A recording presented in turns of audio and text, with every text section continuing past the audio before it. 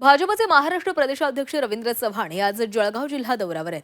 विधान परिषद निवडणुकीच्या पार्श्वभूमीवर रवींद्र चव्हाण हे जळगावच्या दौऱ्यावर आहेत. चव्हाण हे जळगावात महायुतीच्या नेत्यांची बैठक घेणार आहेत. या बैठकीला मंत्री गिरीश महाजन, मंत्री गुलाबराव पाटील, मंत्री संजय सावकारे, माजी मंत्री अनिल पाटील यांच्यासह जिल्ह्यातील खासदार आणि महायुतीचे आमदार उपस्थित राहणार आहेत. मात्र नाशिक आणि जळगावमध्ये राष्ट्रवादीच्या नेत्यांची नाराजी असल्याच्या चर्चा आहेत. त्यामुळे या बैठकीमध्ये राष्ट्रवादीचे नेते आणि पदाधिकारी उपस्थित राहणार का हे पाहणं महत्त्वाचं ठरणार आहे.